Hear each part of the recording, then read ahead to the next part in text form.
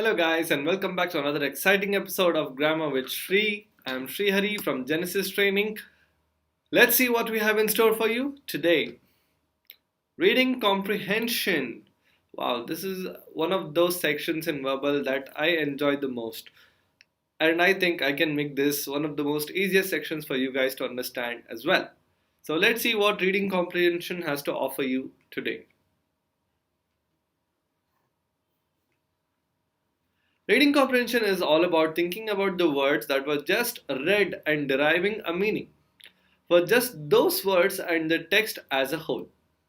In simpler terms, reading comprehension is the ability to read, understand, process, and recall what was just reading, what you just read, or what was just read.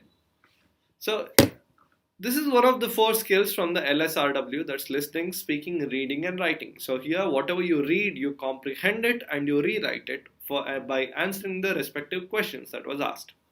Building your reading comprehension. So, first thing, how can you build on your reading comprehension? Is by doing a daily reading practice. So, if you have noticed throughout my other lessons, I have been mentioning that reading is something that is part and parcel of improving your vocabulary. So, if you increase your vocabulary, your grammar improves with it as well.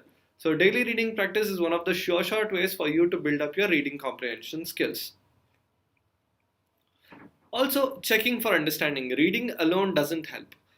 If you take the consideration of lessons such as one word substitution, in those videos I mentioned that checking for understanding takes you a mile ahead. Ability to read fluently is a skill that will reduce half the effort for you. The other half is knowing its respective meaning. Similarly, when you do a daily reading practice, you're often stumbling across all these new words. So immediately take out your cell phone. I'm pretty sure it has data on which you can just Google search the meaning for those words. It would hardly take you a minute or two, but that will take you miles ahead when it comes to improving your vocabulary. Make connections. So when you find out words that has two of them have the same meaning, so you can make an internal connection for it. That way you will remember that you will find a lot of synonyms that way, which and antonyms for that matter as well. For example, evening, dusk, sunset, it all means the same. And when I mentioned there was an internal connection happening to you, which said, hey, why is sir referring to the same three words? So all of them means the same. So that way it is creating connections to you. So what is the exact antonym that comes to your head as soon as when you say evening or sunset? So it could be something like morning and sunrise. So there you have it. So just by knowing one word, you are able to create connections in between each other for itself. Create. Now, why it stops only at create here is if you are able to recreate whatever you are taking in, so you have taken in a lot of words, you have created understandings for it, you have checked on it, and you have made sure that it stays. But if you are able to use it and create it yourself, start writing something, can be one sentence a day, or one page of words a day, or one page of a story a day, or a diary entry, anything for that matter. When you start creating, you are taking your skills to the next level. So when you go to the next level, the only way you're going is up. So that way your growth will definitely improve on your reading and comprehending skills. And finally, make inferences and predictions. So once you come to a place or a standstill where you are able to read, understand, and comprehend what is being given, and you're able to make connections and you're able to create your own, so that's when you can make inferences and predictions, which is very much important for most of the reading comprehension sections that comes in your verbal ability part of your aptitude tests. So when you read a paragraph, there are certain inferences that you will pick up, and you can predict that this could be a question that can pop up in the upcoming series. So now the final thing that you have to do is fix any type of confusion. Now, multiple times you read something or even listening to videos, you might get confused by the end, because doing it once is never enough. Repetition is the key. Repetition is the key to fix any type of confusion. The more you repeat, the clearer the understanding you get.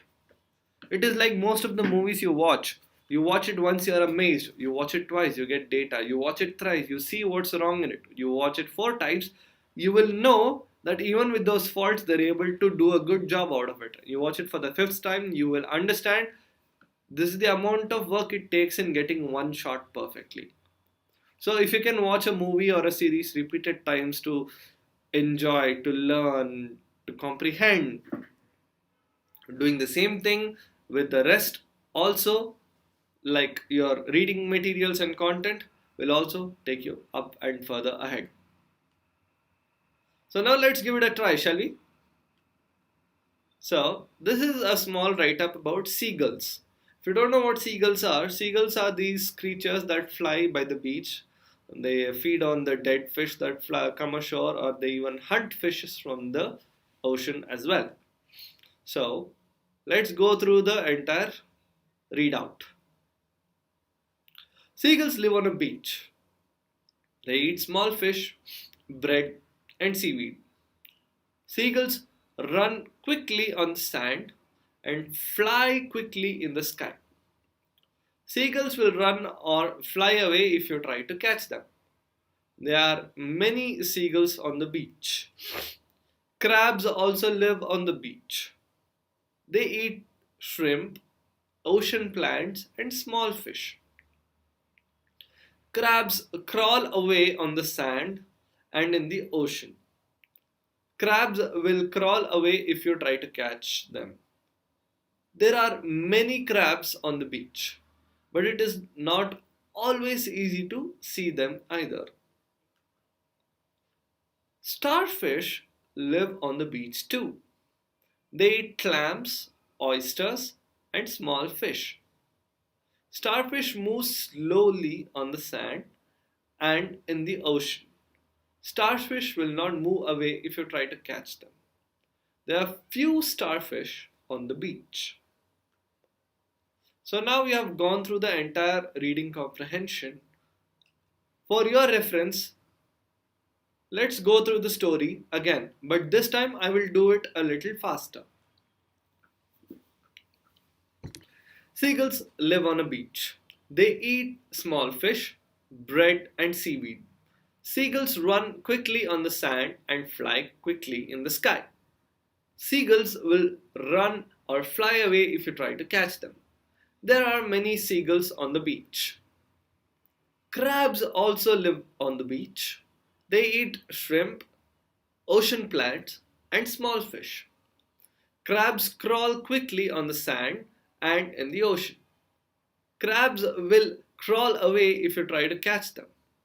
There are many crabs on the beach, but it is not always easy to catch them. Starfish live on the beach too. They eat clams, oysters, and small fish. Starfish move slowly on the sand and in the ocean. Starfish will not move away if you try to catch them. There are few starfish on the beach. Keeping all this content in mind, let's go and solve the questions. Now remember, when you are writing the actual verbal test, the reading comprehension section is right above it.